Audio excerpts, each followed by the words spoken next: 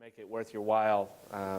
My name is Mike Waldrop from Alfresco, and today this session is really to give you guys some insight into what some of our customers are doing, particularly in the financial services arena. So we've gathered together a panel of experts here to help share, and we're going to present some information to you and then look for a little interaction at the end, just to give you a little bit of an idea of who's here, and I'm going to turn it over rather quickly. We're going to go through introductions and get you the information you need, and then there should be plenty of time for questions. So everybody has to ask a question. So it's a small group. Everybody's got to have at least one question. Is everybody ready for that? Okay, good.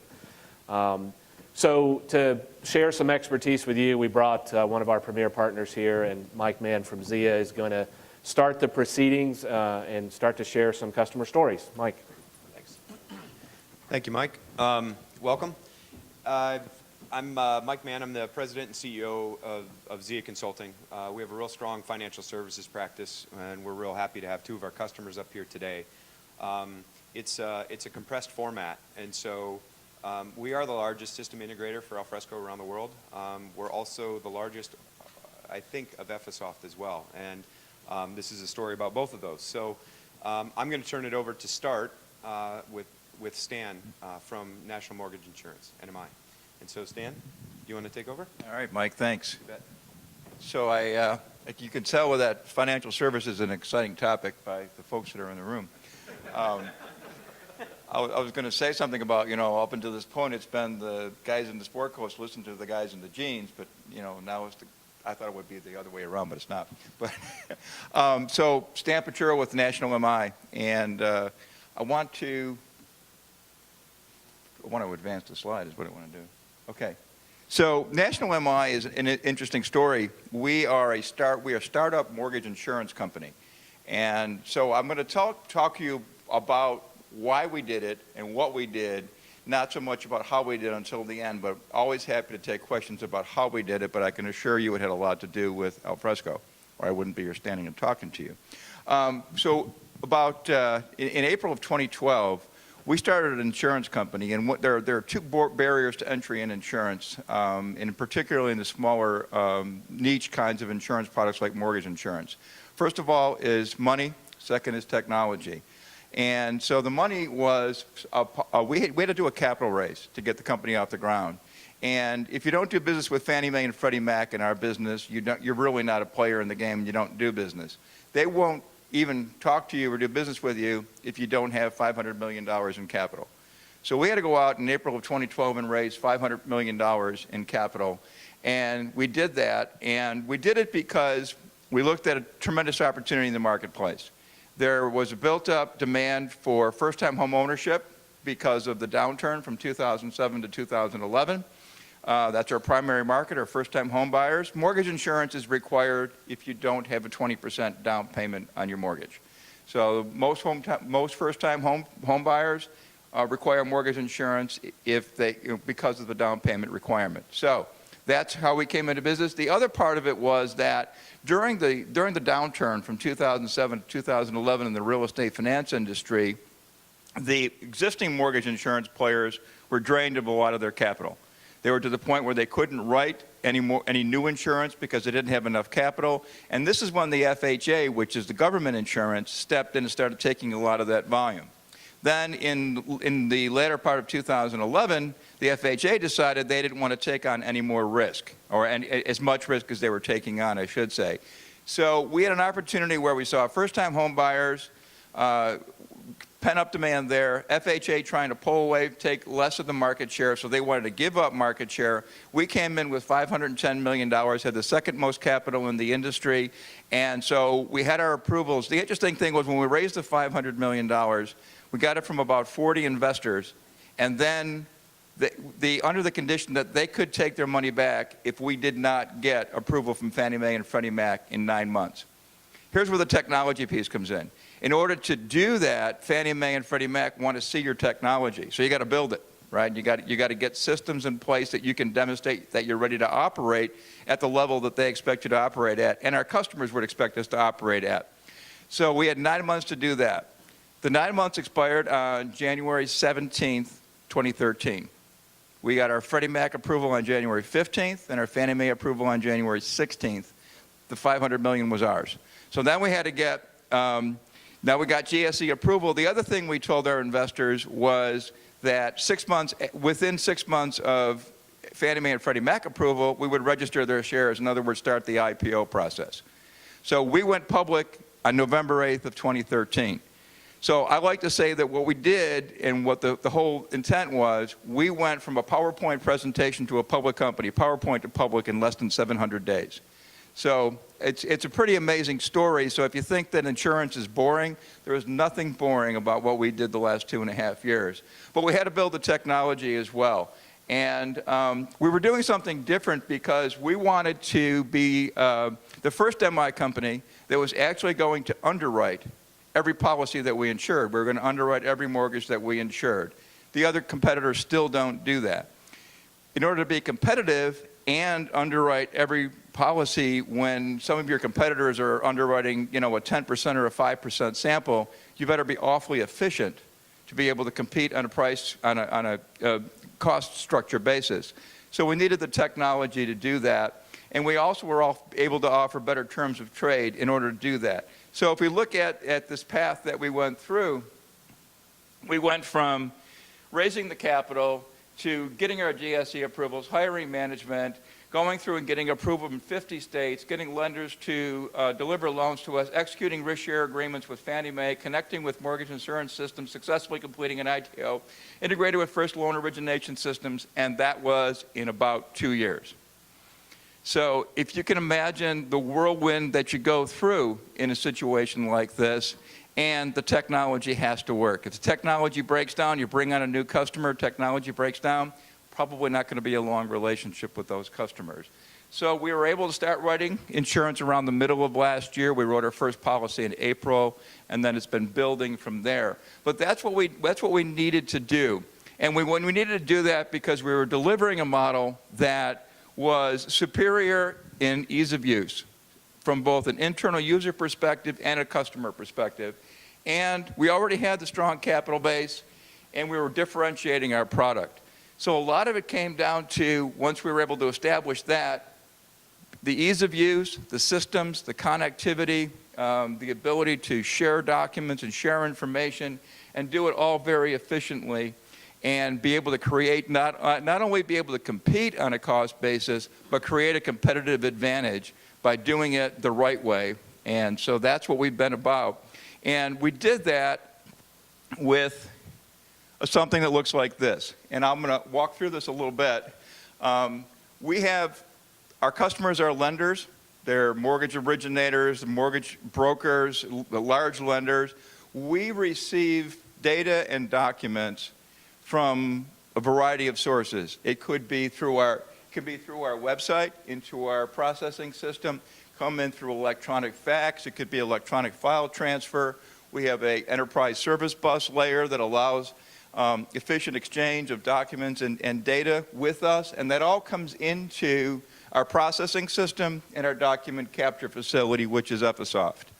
And so these documents are all coming in, and we use automated document recognition and manual document recognition to take all those documents that are coming in, identify the applications, the tax returns, the bank statements, the pay stubs, the whatever, and categorize all those and prepare them for delivery to the process of underwriting.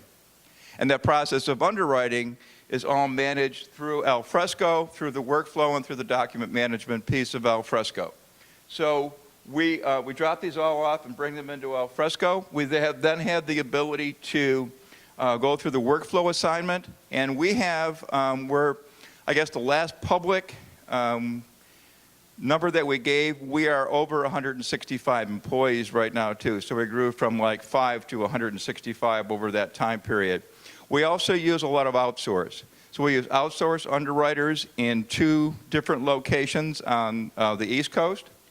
And we also have most of our underwriters underwriting loans from home. So it's a very distributed workforce. So obviously there can be no paper and the workflow needs to work.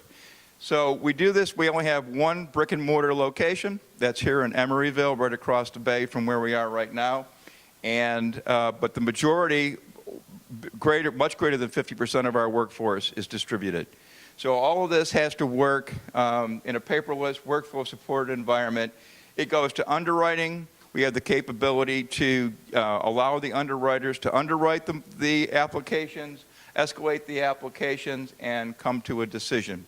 So we have, again, we're also integrated with the most popular loan origination systems in the industry, and these are the systems that your loan officer or your lender would enter all of your data and collect your documents through, so that they never have to leave their system, whether they're in their office or on their laptop. From the time they're doing it, they never leave their system. The data and the documents are sent to us, go through this process, and a decision is made, and the document images of the approvals go back, and they never leave their system.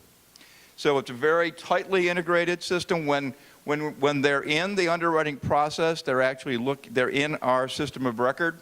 So the viewers and so forth are integrated with our systems of record, and that allows a very efficient flow through the underwriting process. We internally generate documents as well. Those are also stored in Alfresco and merged into the file folders for the appropriate application. Trying to think if I left anything out, but so that's what we implemented, and because the mortgage insurance industry, there are 7 players. There's nothing available off the shelf. So all of our systems of record are custom built. All of our the enhancements and the extensions to this flow were all custom built. So there's nothing about this that's off the shelf. We're a very highly specialized kind of business. It's more of a mortgage lending than it is an insurance company because of the kinds of documents and the workflow that we have, although our final product is an insurance product. So to summarize, we needed to support a distributed workforce, home-based underwriters, third-party underwriters, integrated tightly with the user interfaces, the content management, and the workflow, all in a paperless environment, which is critical from a privacy perspective, because with the distributed remote workforce, we also need to be concerned about paper risk and fax risk and lost packages and so forth. So we eliminate all the physical paper risk and any processing delays that would result from needing to get documents from customers to our processing centers or to our underwriters and back to our customers. It's all done. We literally can receive an application for a mortgage insurance policy and approve it and return a certificate through this process in seconds, literally. There are other products where that line of business requires us to underwrite the loan and the policy before we approve it. Then it's going through this process before the answer goes back to the lender. And again, they have insight into the process. They're able to send us follow-up documents. They can see the status of what's going on while this is all taking place. So that's what we've done. I can talk a lot about this. I have Eric Lowe with me. He's our VP of e-business, and he's been driving this right from the beginning. So he can give a lot more detail on the how. But I can tell you that we've created a very unique implementation. Z has been our implementation partner nearly from the beginning on both Episoft and Alfresco, and we're pretty proud of what we've been able to accomplish in a very short period of time. So I'll leave it at that.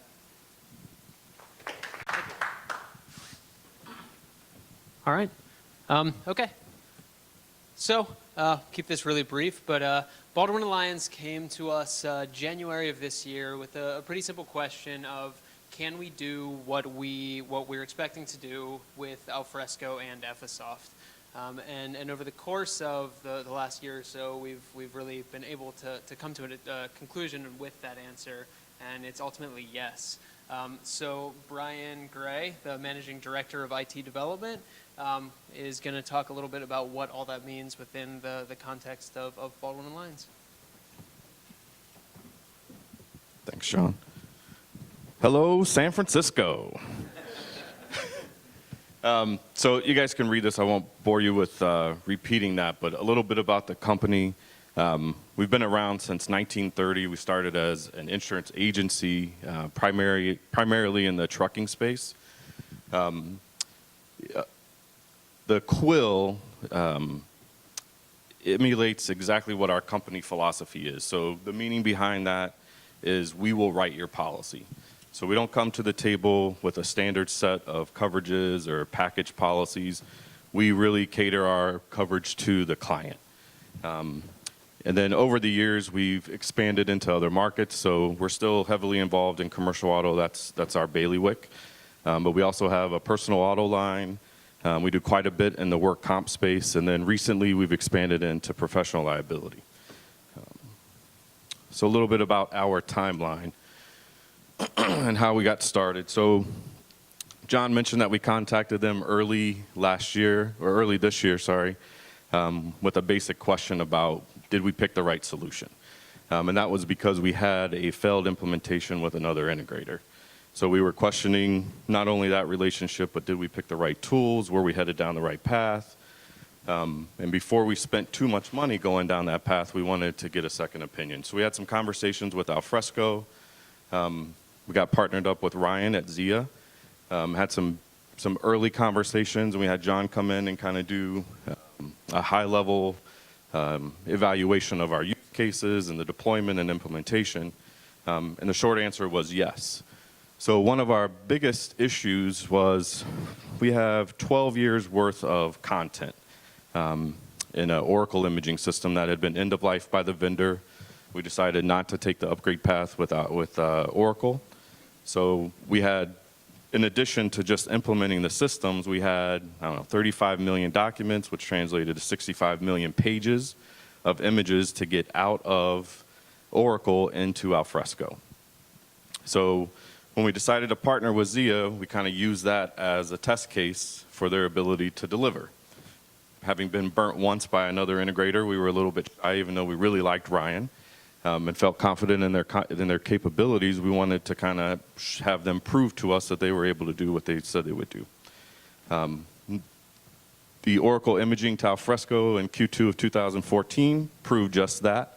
We partnered also with Simplify for active migration. So they were able to do what we estimated, I think, 60 million pages with a prior vendor was going to take 10 months of 24-hour machine processing and insanity, right? So operating in off business hours, they were able to do the proof of concept in 7 days with 5 million documents. So we proved out that we had a working concept. We put that on hold, took a step back as an organization, relooked at what our real business case was. So the initial project with the prior integrator was really just to get off of Oracle.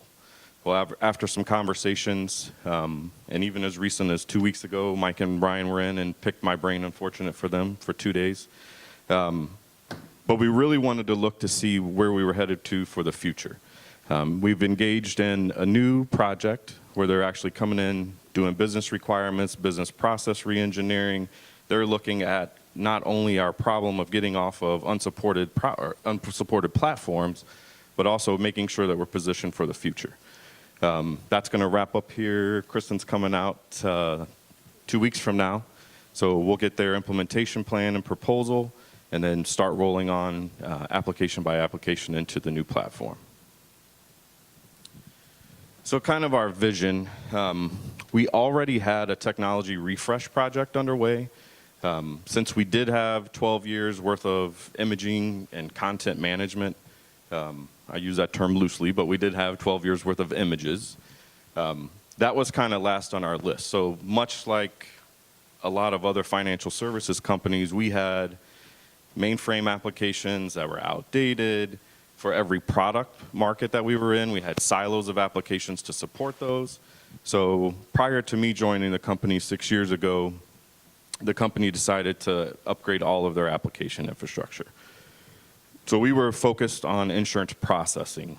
When Oracle dropped the bomb on us and we found out our product was end of life, that kind of accelerated our need to pick a new platform for enterprise content management. So technology refresh was one. Part of that, we had lots of point solutions for all of our integrations. So we wanted something more dynamic. Like Stan, we have an enterprise service bus now that's highly configurable so that we can roll products out quicker. Speed to market is very important in our segment. As we find new niches, I was just visiting a client yesterday that's in a whole new space that we don't have exposure to today. That's important to our company. Ease of access to enterprise content, that's not common to just us, but that's kind of an industry standard. And then as a side factor, we wanted to streamline our business processes. Our business users may not tell you that, but we need to streamline our business processes. So solution. Like I mentioned before, we already decided to go down best of breed COTS applications. So adding Alfresco and Effisoft to that mix kind of made sense and was already right in to our plan.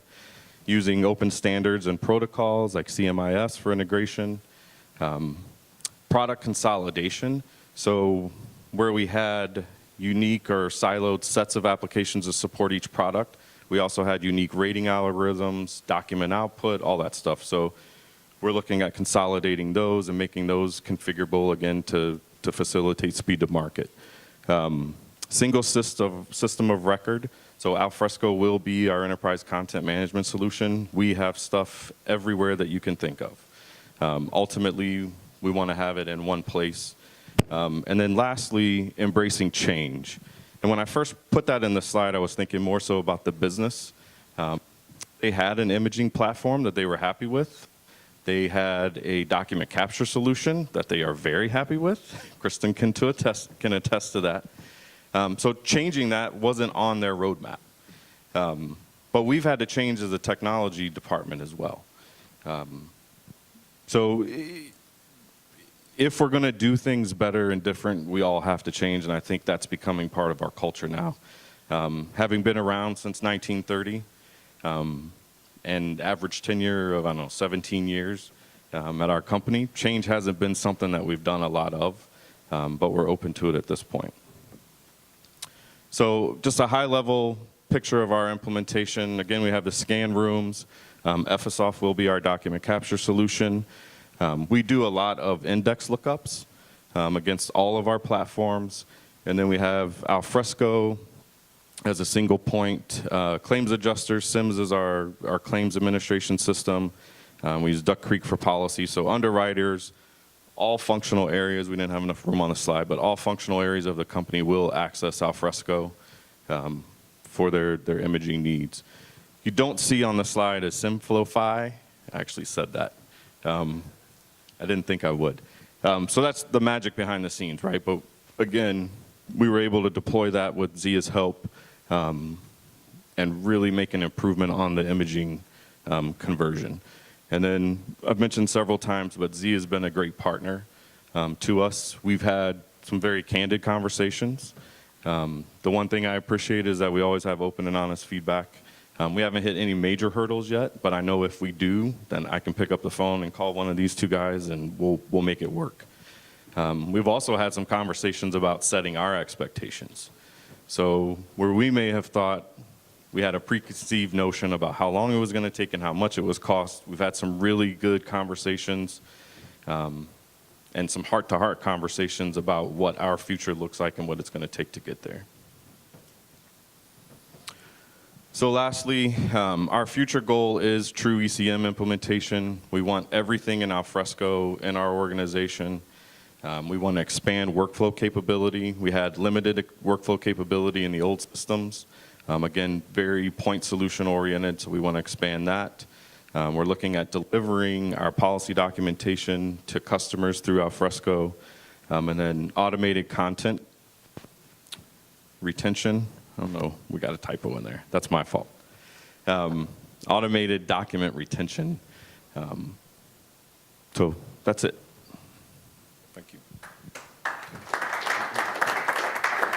Great, thank you. So we wanted to take a few minutes to facilitate a few questions. So I told you all before, you all have to have a question now. So any questions from the audience? Any things you guys want to talk about in particular? If not, I'll start with one topic I'd love to hear everyone's input on is certainly, Stan, you talked about in your use case compliance and getting the certifications to start your business, and Brian, you talked a bit about security and compliance and some things like that. So I'm just interested in your perspectives when you went to build from scratch or replace some of the content systems you had. How did you take into account the security and compliance needs that your organizations have, and talk a little bit about how you went through that process? Is this working? Okay. Well, we started from scratch, so we were able to build it into our platform right from the beginning. We are very careful about how we implement security because, as I mentioned, our customers are the largest lenders in the country. And so each and every lender that we start doing business with that's of any size, first of all, there's a full security review on our implementation and the data centers we're using. We're running all this in the cloud. We don't have our own data centers or anything like that. But each major lender comes in and does a full security review. Some of them visit the data center, some of them don't, but we have kind of, we'll help them through if they don't want to make the trip to the data center. We put it in Wisconsin so that if it's the winter months, they're less likely to want to go there. So that's how we handled that. Because if it's in San Francisco, you know you're getting a visit. Right? Yeah. So we decided to put it in Wisconsin. But we also have such tight integration with our system of record and our transactional system that we can build a lot of the security in, so that what we're exposing is through our system, our record, our transactional system, where we've been very careful to mask certain information and so forth. But a lot of the personal information that we deal with is in the documents. And so that is the primary concern, because that's where the information is. You can get a little bit of information if you go through a lot of data. You can get a lot of information if you go through a few documents. So we put a lot of protection around both our system of record and the repository of documents and access to it. But it was one of our primary concerns. Yeah. Whoa. Hello. Similarly, we had the same situation. So we already had security embedded in the legacy application. Again, very protected around privacy, specifically around claims information. So as part of our due diligence when we selected Alfresco, we questioned them quite a bit around security and user access and how that's maintained. And that's something that John looked at and we're continuing to mature as we go through the implementation. But again, it's very important to us, and I think we'll be fine down the road. Okay. At what points in your implementation do you encrypt your content, if any? So we encrypt all the way through, right from the originator, which are the loan officers. Anything that comes through there is encrypted. And by the end of this year, we will have all of our data at rest encrypted as well. So John, tell us when we encrypt. I think we're still ironing out a lot of details around the Alfresco implementation, but having that ability to do encryption at rest is that's an important option to have. So knowing that anything in the repository is safe in the repository is obviously a major win that I don't believe that you may have had with Oracle imaging. Correct. Yep. Yep. And for performance purposes, we're going to go with hardware encryption. Yeah. Interesting. Question up front? What did you do on the user interface side? Most of what I know about Alfresco is kind of the strength is all on the back end. When I go to demo and stuff, I'm trying to tell the internal story. What does the user interface end up? Is it all customized share? Is it integrated into your existing maybe portals, or what direction are you going? Yeah, so our first implementation was a custom UI, and we weren't happy with. So we're still looking at a couple of options. One with Simplify. We're also looking at maybe Bravo with Workdesk. So that's still in process, but we know we're going to have to do something outside of the actual Alfresco viewer. Zia did a lot of work on our custom interface, and we're using the Snowbound viewer for document viewing. And that's all within share. Yes? The question about when you replace the Oracle repository, how did you decide to go about it? Do you just kind of rip and replace, or are you phasing it? What strategy are you using? Yeah, so it's a phased implementation, but it's rip and replace. So each product line will go on a day or over a couple days, and then new business will start processing in the new technology, and then we'll pick another one after that. So you went by product line. Yeah, and that's really based on how Oracle's structured. Each product line was an application within Oracle, so it's easy to segregate and isolate the data for a particular product line. Did you have a lot of integration you had to rebuild? And she's saying yes, but not a whole lot. But so if you think, there are, and just by the nature of our legacy platform, so we had an application for each product line for each functional area of our company. So the short answer is yeah. There's one piece of that I'd like to add to is part of the reason why we use Simplify is the ability to tie into existing systems of records that aren't going to be replaced yet, but it actually provides access into data silos, right? Your old record systems, either they're content management systems or line of business systems.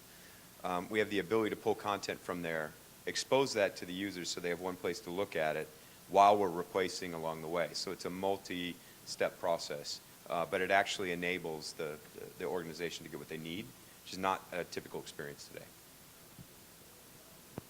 Sure. Yep. Question for Zia Consulting. Sure. Can you give me just an overview of the different kind of institutions, financial services using Alfresco that you see as clients? We've seen some insurance represented today. Yeah, we've got a number of some of our customers aren't all that keen on sharing who they are, but we've got a number in the mortgage banking space. Okay. We're a prospect from a fund administrator. Yep.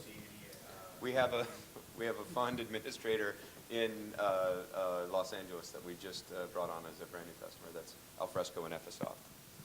Yep, and Church Pension Group out of New York, which is the business arm of the Episcopalian Church, and so they do their own. As you can imagine, a church it's not that easy to get insurance for a church because they have like Sunday carnivals for the community, and so they underwrite all their own policies. They do all their own insurance. They have a $10 billion fund that they manage to manage the church business and operations. So they do everything from life insurance for them through P&L, through you name it, and they cover it. So it's an interesting use case. And then we've got some active deals in some really large accounts as well that are not too friendly. Yep. Yeah, banking, mortgage banking, right, and kind of transaction. But it's from knowledge management to integration, right? A lot of these have systems, like what you've heard up here today is they have their own line of business that runs, a loan origination system or a policy or claims. That's all great. We don't try to replace those things. We just try to enable around, where they're particularly weak, which is in creating silos of data and information you can't use. Okay. Great. Last question? One more question? Anyone? Okay, so I'd like to take a moment to thank the panel. I think this was a really good session. I always like to hear the real stories of how people are really doing this, and hopefully you all got some value from it. Thanks for coming down the hall. I'd encourage you, the next session is John Newton's session in the main room, so that's always a good way to see where Alfresco's going and understand John's vision for how we're going to get there. So I'd encourage you to make your way down there after that. But thanks for attending, and thank you all for all that.